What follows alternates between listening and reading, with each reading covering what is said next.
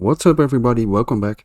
So it's part 3 already of the Battle Mechs multiplayer project, and today we're going to make sure that our mech can actually fire projectiles. So this is going to be a little bit more exciting than the last episode, and hopefully a few more people are going to watch it, because the last episode was pretty horrible, but never mind that.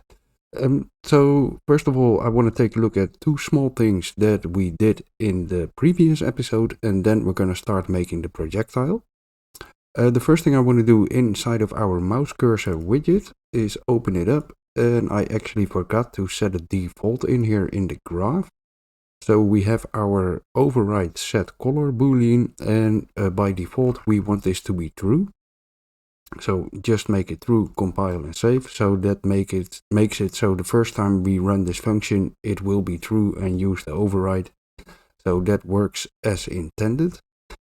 And then we also want to go to the Mech folder and open our player controller. And inside here in the input action event, we have the interp node for the interp to constant for the viewport cursor location. And I found that we want to increase this even more. So you probably want to make it about 5000 or something. So when you use a very high mouse sensitivity later on, this will feel a lot better. So increase the interp speed, and that should be good to go as well. Okay, so let's take a look at setting up the projectile. First of all, I'm going to create a new folder inside of our quote-unquote root folder. So create a new one and call this projectiles. And for this, we're going to use a parent and child blueprint setup, because we're going to use multiple types of projectiles. We're going to make two different ones for the mech, and then the enemies will use their own projectiles. So if we use a parent and child blueprint setup, then we don't have to make the same code every time. So first of all, let's right click, create a blueprint class and create a normal actor. So I'm going to call this my BP projectile base. So this will be the parent projectile. We're going to open it up. And the first thing we want to do is set up the components. So we're going to add a sphere component in here, sphere collision. And for a projectile, you want to make sure that the collision component is actually the root of the projectile. Okay, I messed that up again. There we go. So we want to drag this onto the default scene root, and that will make sure that the collision actually works as intended. Now we can make this a bit smaller, so let's make this a radius of 15. And then we're going to scroll down to the collision settings. And we're going to expand the presets. For now, we're going to select block all. And after you change that, so it's actually set to block all, then we're going to change it to custom. It will keep those settings, and we're going to say ignore the pawn.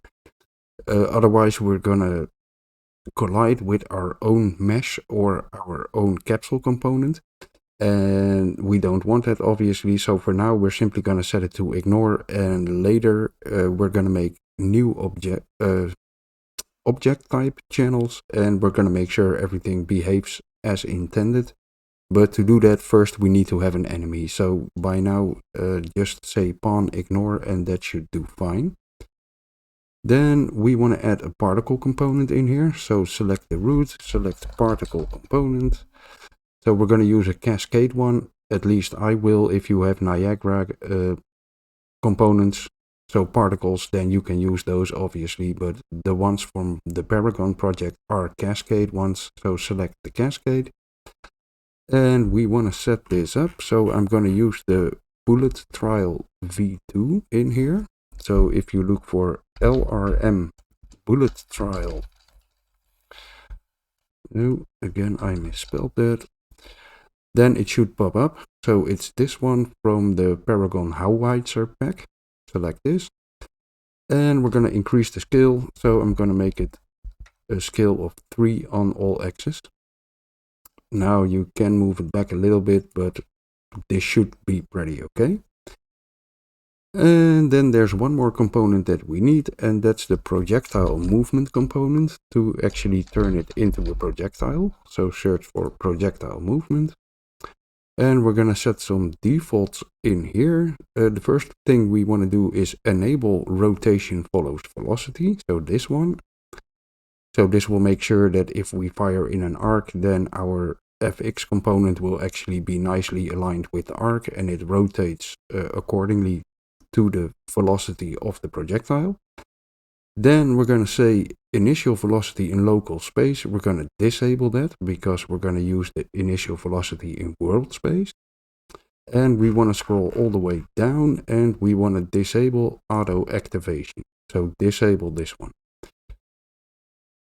That's all we need to do for the component. Now let's set up the actual event graph. So let's go in here. We can get rid of all of the default events. We're going to select the projectile movement component, and over here we can use the onProjectile stop event. So add this one. This event will only execute on the server. So let's set that first. Server, there we go. And then we want to call a multicast event to actually play the particle systems if the projectile explodes. So we're going to create a new custom event. And let's call this multicast projectile hit, for example. First of all, let's make sure we make it an actual multicast event. So on the right side, select multicast. And then we can call that over here. So we're going to say multicast projectile hit. That's the first thing we're going to do. Then we're going to add a small delay in here of about half a second. And this is to make sure that the multicast will actually fire. So if we just destroy the actor immediately, then the multicast event will not fire. So add a small delay in here, and then we're going to say destroy actor. So we're going to make this a replicated projectile, and because of that, the server can simply destroy it, and it will be destroyed for all of the other players as well. Now let's set up the projectile hit event. In here we want to spawn an emitter at location. So look for spawn emitter. Okay. At location. And then we're going to actually pass on the location inside of the multicast event. So simply drag it on there. And we also want a rotation, but we're going to use it as a vector. So you can drag on the scale, for example, and then we're going to rename that as the hit normal. And I hit my caps lock, normal. There we go. Then we can drag the normal onto the rotation, and it will automatically convert it using the rotation from X vector. So this is what we want. And then for the actual emitter template, we're going to make it a variable. So we're going to drag off here and promote it to a variable. So we can keep the name, that's fine. And we're also going to make the scale a variable. So again, drag off here, promote to variable. And let's call this our explosion fx scale. There we go. Well, we could rename this as well. So name it explosion emitter template. That's fine. So it makes a little bit more sense. Okay. The next thing we want to do is actually play the sound of the explosion. So we're going to play a sound at location. And for this one, again, we're going to promote the actual sound to a variable. So let's drag off here, promote to variable, and let's call this our explosion sound. For the location, that's simply going to be the actor location of this projectile. So let's drag off here and do get actor location. And then we could also use the volume multiplier. So in my case, I'm also going to promote this one to a variable. And that's simply to make it a little bit easier to adjust the volumes for each projectile. So promote that one to a variable.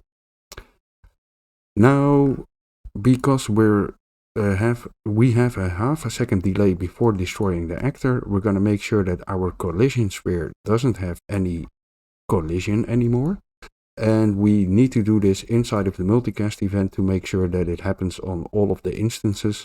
So we don't want to do this server only, because then our clients will still collide with the collision sphere. So we're going to drag off here and set collision enabled. And then simply use no collision, like so. And then we also want to destroy the particle component at this point in time, because we want to get rid of the actual trial FX and only see the explosion FX. So grab the particle system in here, and first of all we're going to make sure if it's valid or not. And then we're simply going to drag off the particle system again and destroy the component and plug that into the isValid pin. There we go. So this is all we need for our actual event graph, and every child blueprint that we're going to make from this will use this same event graph.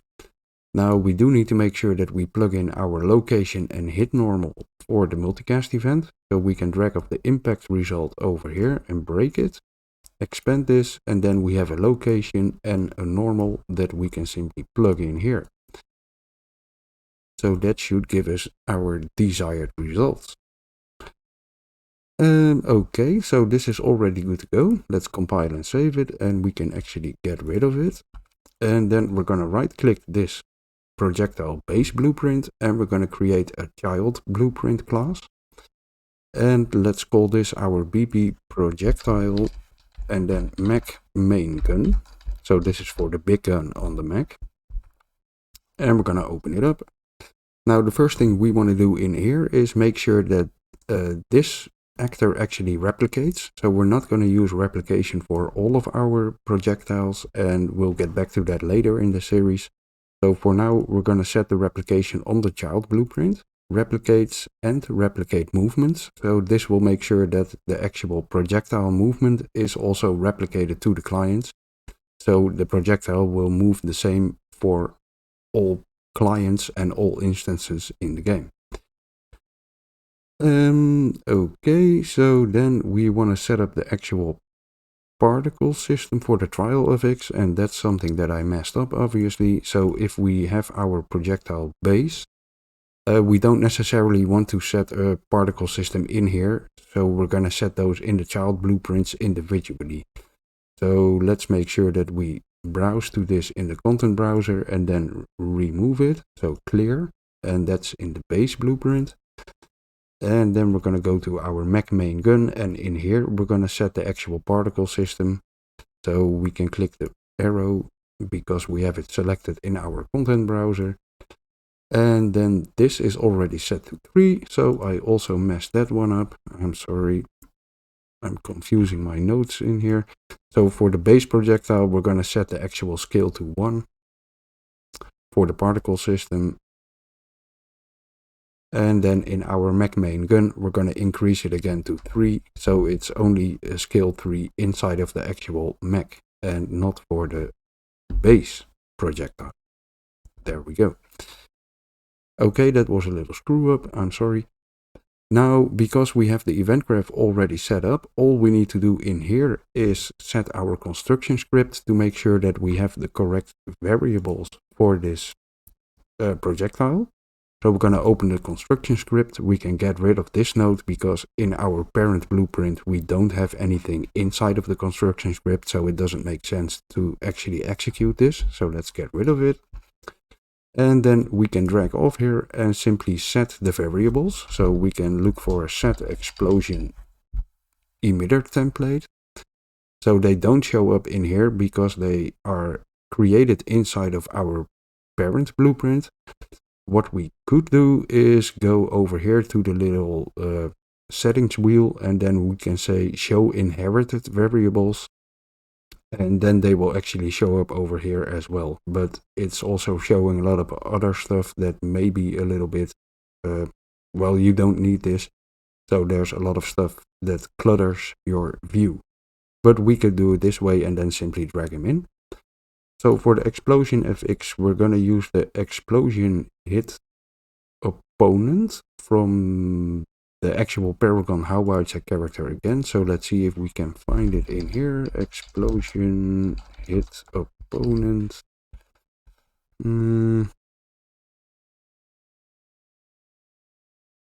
Oh, it's called Explo. So we want to look for this. There we have it. So this one. P underscore LM underscore explo hit opponent, and as you can see it's in the Paragon Howitzer folder particles abilities primary FX. So if you can't find it, you can look in it over there, assign it, and then we're gonna set the explosion FX scale in here as well. So for the explosion FX, I'm gonna make it 4, so it's a nice big explosion. Then we want to set the explosion sound in here. And for that one, I'm going to use explosion large. So we also have that from our sound packs, explosion large, and then select the Q in here. So I'm not going to use the volume multiplier in this case. I'm simply going to use the volume of 1, so that should be fine.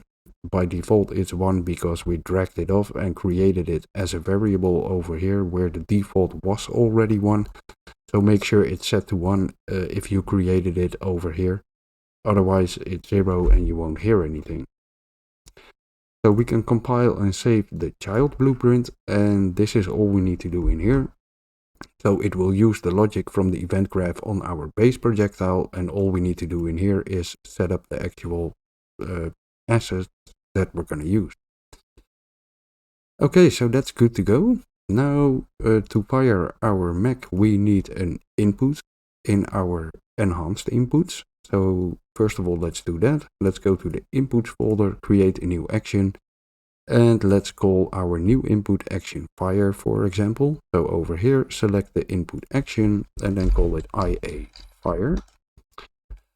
We don't really need to set anything up in here. It's a digital bool, so that should be good. We can go to our input mapping context, and in here we want to add it. So click the little plus sign and then simply select the key you want to use for it. So I'm going to use the left mouse button over here, and that should be good as well, or maybe not.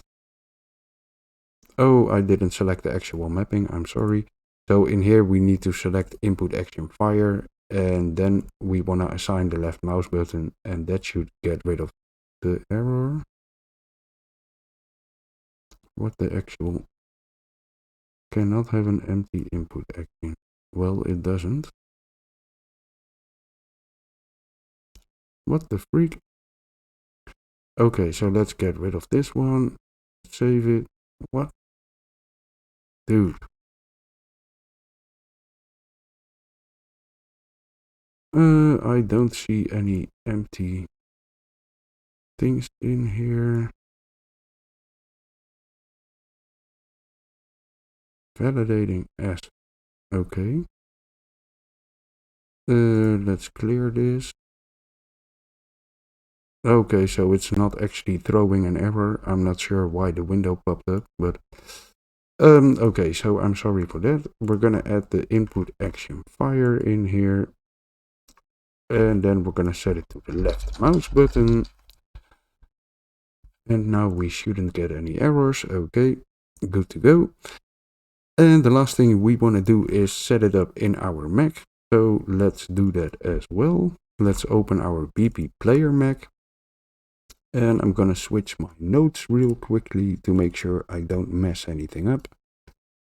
So we're gonna use 2 booleans in here, and first of all I'm gonna turn off the inherited variables again to make sure that the list is clean. 2 booleans. The first one is can fire main gun, so create a new variable, can fire main gun. And the second one, we're gonna call it is main gun cooldown, so create another boolean, is main gun cooldown. And then we're gonna create a function to check if we can actually fire our gun. So let's create a new function in here and call this can fire main gun underscore check. And the first thing we want to do in here is check if we are not firing too close to our mech. So obviously because the barrel extends pretty long way, we don't want to click here and then fire the projectile backwards. So we need to make sure that we have a minimum distance of where we can fire the projectile. So we can do that by grabbing our cursor location, and from here we're going to get the distance. So distance, and we're going to use a squared distance as a vector.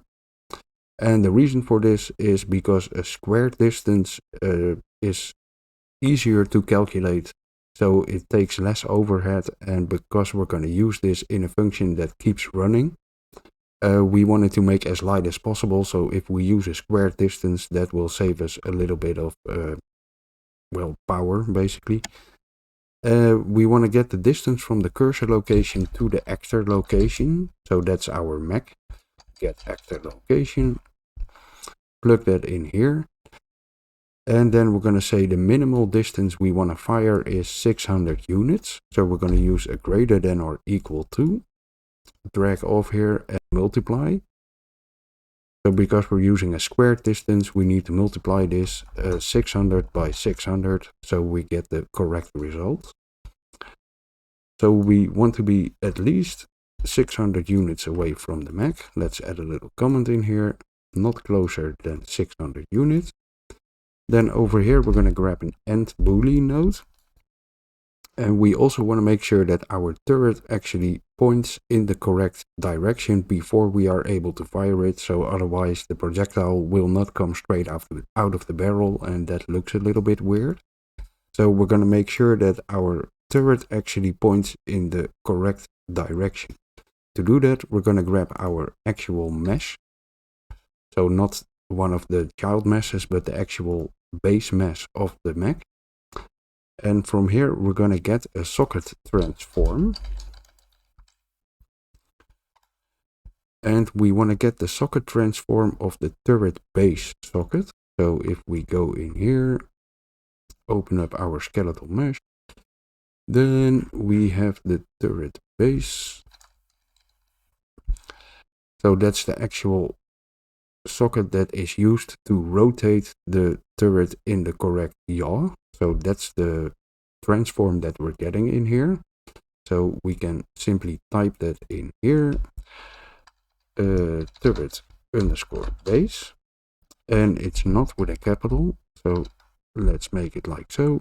No capitals in here, turret underscore base.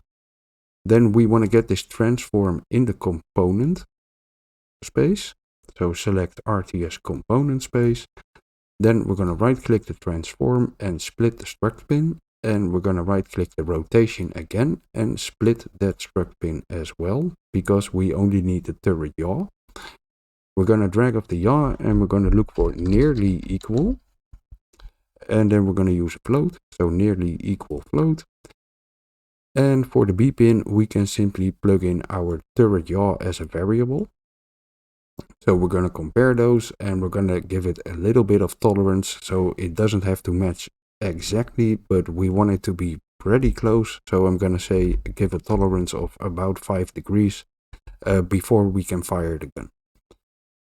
We're going to plug this one into the end node, and then we're going to use a third pin in here. So click the plus sign, and the third thing that we need is our main gun cooldown. If the gun is not on cooldown, we can fire it. So we're going to look for a not boolean and then hook that up here as well. So we could add a comment around here, make sure that the turret yaw matches, so the gun actually points towards our cursor before we can fire it. And this is pretty self-explanatory, so I'm not going to add a comment in here if the gun is not on cooldown. So if all of that is true, we can plug that into our can fire main gun boolean, and we're simply going to hook that up to the beginning of the function. And then we're going to make sure that our mouse cursor changes color, so it's red if we can't fire and it's green if we can fire. And for that we can get a reference from our cursor from our player controller. So let's drag in the player controller, drag over here and get our widget blueprint mouse cursor. And in the previous episode we created a function on here to set the color, so all we need to do is set the color, and we called it set cursor color. So call that function, connect it, and simply hook up the boolean over here, and that will make our cursor changed to the correct color. So this is the genFire main gun check function. Let's compile and save that one. And how are we going to call this? Well, we're going to call it using a timer. So we're going to go to our event begin play. And because this is something that we want to happen locally, because we want to change the cursor, we can simply do it after the locally controlled branch. We don't need to worry about that. So we're going to drag off here and we're going to look for set timer by function name. So this one. And in here you can simply type in the function name that you want to execute every time this timer runs out. So we can copy this name and paste it in here. We have to make sure it matches exactly. And then we can say, well, let's loop this every 0.2 seconds, for example. So we could also do this on tick, but then it will create much more overhead. And if we simply loop it every 0.2 seconds, it should update 5 times a second, so that should be plenty. And then we're going to say looping, and in here we can say initial start delay, and we could make that minus 0.2 seconds. So otherwise the first 0.2 seconds it will not execute, and now it will execute immediately when we call this node. That's all we need to do. So this will make sure that our function keeps looping, and it will keep updating our genFire main gun boolean and also set the correct color for our cursor. So let's add a comment in here and say loop genFire main gun check function. And we can actually expand this comment. So to update genFire main gun bool and set cursor color, something like that. So that should be pretty clear what happens over here. Now all we need to do is set up the actual input action for firing. So let me grab my notes quickly. Yeah, I got them. So we need to create our input action event. So first of all, let's look for our input action fire. And over here, we're going to hook it up to the started pin, this one. So if we use triggered, it will keep triggering when we hold down the button, and we simply want to trigger it once if we click once. So we're going to use the started pin. The first thing we're going to do is grab a branch in here, hook it up, and we're going to check if we can fire the main gun. So we're going to simply hook up our boolean. If we can fire it, we want to trigger our cooldown. So the first thing we need to do is set the cooldown bool to true. And we want to call an event that will actually count down and then reset this boolean. So let's create a second event and let's call this main gun cooldown timer. So custom event main gun cooldown timer, like so. And in here we're going to add a delay. So this will determine how fast we can fire the main gun. And I'm going to set this to 0.5 seconds, so we can fire it 2 times a second. You can make a little adjustment in here if you want to. That's totally up to you. And then we're going to reset our main gun cooldown. So simply set it back to false so we can fire again. So we need to call this new event over here, the cooldown. And then we need to actually fire our projectile. And to make sure that it hits at the location where our mouse cursor is, we can use a node in here that's called suggest projectile velocity with a custom arc. So let's look for suggest. And over here we're going to use the one that says custom arc. So pick the middle one, hook it up and expand it. Now the start position is the socket location of our Mech where we want to fire it. So again, we could open this mesh in here. And then the actual socket that we're going to use is Cannon 3. So that's simply at the tip of the barrel. So Cannon _3. So let's go to the event graph, the starting position. We're going to grab the mesh from the Mech and we're going to get a socket location. In here, we're going to type Canon _3 or O3 and then hook that up to the starting position. The end position is going to be our cursor location, so we can simply plug that in over here as well. The override gravity, we can leave it to 0 so it doesn't override. We're going to use the actual gravity that we set in the projectile. And then for the arc parameter, we want to add a map range clamped in here. So we currently have it set up that if we move the cursor further away from the Mech, our barrel pitch increases. So the barrel aims higher up in the sky. So the further we shoot, we want to use a higher arc. And if we read this description, it says change the arc between 0 and 1, where 0 is straight up and 1 is directly towards the end position. So if we drag off here and we're going to map a range clamped over here, then for the value we can use the barrel pitch, and we actually set this from 0 to 60 degrees. So that's what we do over here inside of event tick. The minimal is 0 and the maximum is 60 degrees as we specified in here. So we're going to use those values, range A 0 to 60, and then where 0 is actually straightforward and 60 is with a high arc, so that needs to be the highest number for the A value over here, and I'm gonna set that to 0.8, and then for the lowest one I'm gonna set it to 0.5.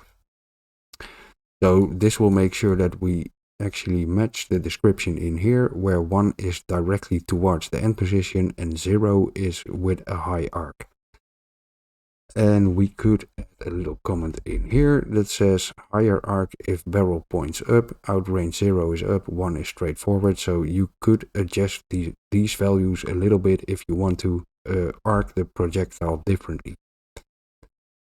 So this will give us an out velocity that we can use to launch our projectile.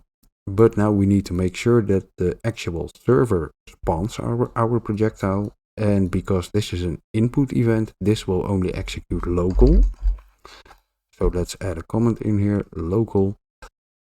So we need to check if we are the server. Let's hook up a branch in here and get an isServer check. If we are the server, we can simply launch the projectile ourselves because we set it to replicate in the class defaults. So that will make sure that it will spawn for all of the other players or instances as well. So we can drag off the true pin and spawn an actor from class. And for the class, we're going to select our child projectile from the Mech. So projectile Mech main gun. For the spawn transform location, we want to right click and then split the struct pin.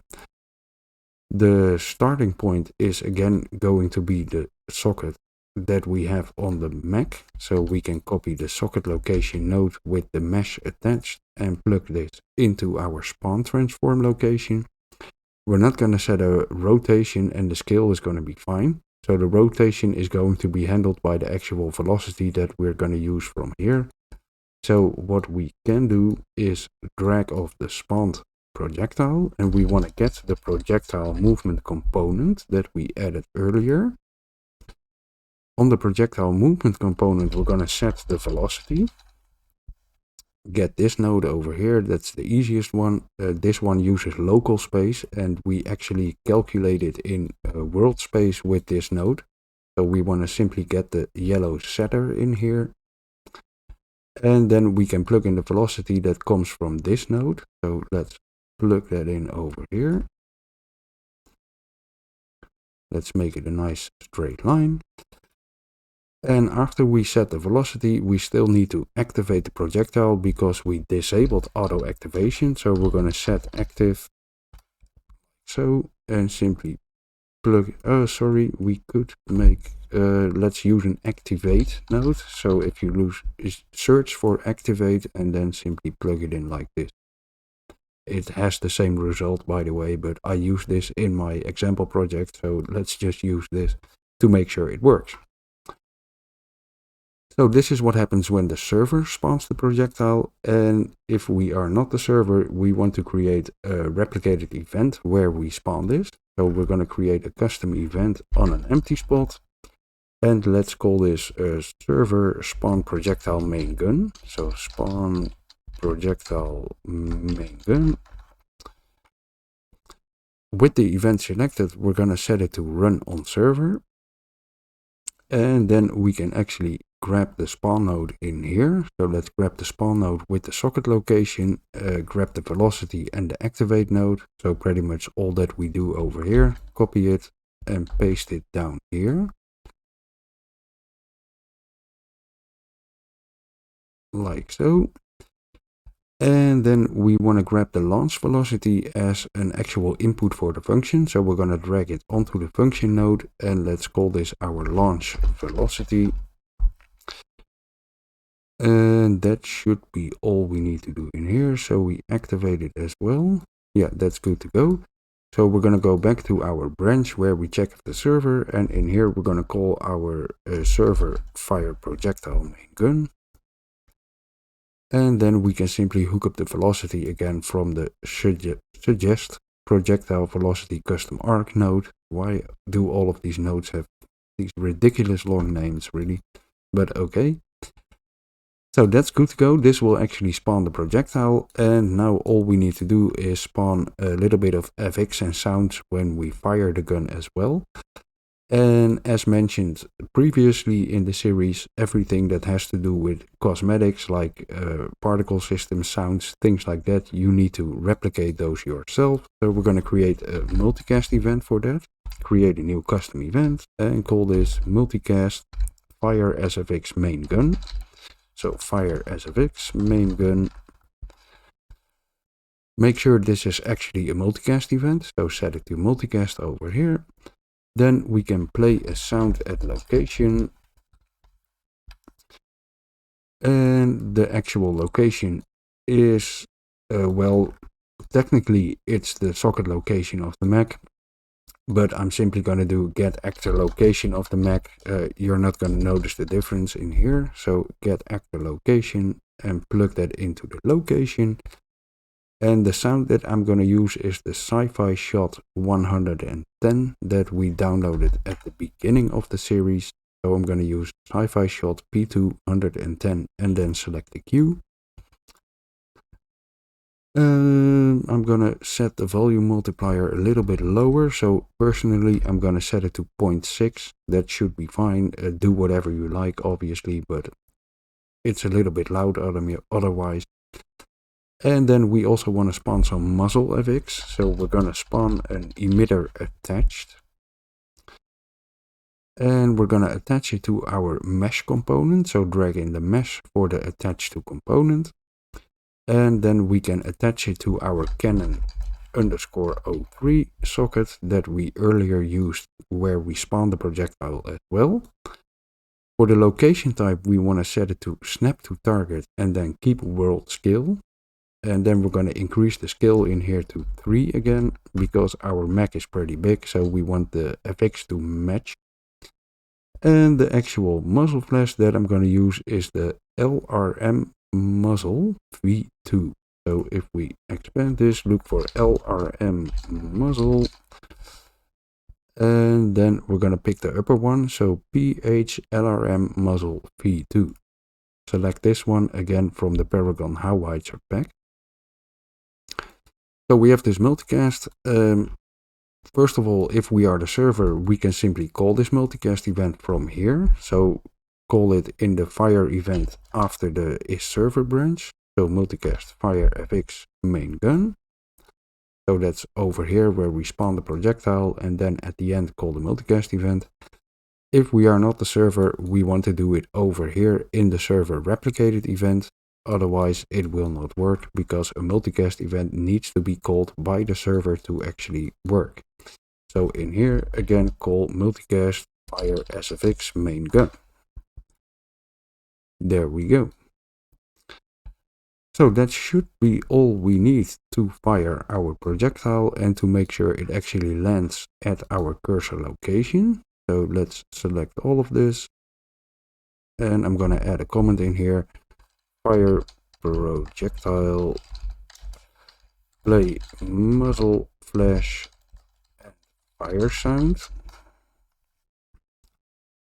like so. And obviously I misspelled something again. There we go. So this is to indicate what's happening in here. Let's compile this, and I forgot something: to hook up the actual projectile velocity. Oh, I didn't forget something. It didn't actually update the node. So over here it's called launch velocity, and here it's called velocity. So simply right click this node, refresh it. That will break the connection. So then we have to hook it back up here again. And then we are good to go. Save it. And let's run a little test. So we can actually do this as a 2-player and everything should replicate. So let's see if that works as well. So the right side, I'm the client. So if I rotate the mouse cursor, you can see it's red if the actual barrel is not pointing in the right location, and if it is, it turns green. So that's good to go. Then if I fire, there it goes. And we can also see the projectile for our server. So all of the FX replicates as well. So that's looking good. Now let's select the server screen. And again, in here, our cursor changes color if we rotate the barrel. So that's good to go. And after we fired it, it also turns red for half a second, because then the gun is on cooldown. So that's good as well. And everything replicates to the client. So we can now actually fire the projectile on our Mech. Nice, no errors. So it looks like we did everything correctly. So that wasn't too bad. I think it's about half an hour again. So, oh, we're over half an hour already. So that's good. So yeah, that was today's episode. Hope people are gonna watch it a little bit more than the last one, but you never know, and it doesn't really matter anyway, because I'm going to continue the series no matter what. But if you enjoyed it, please consider leaving a like, and then we'll see each other in the next one. Later, bye bye.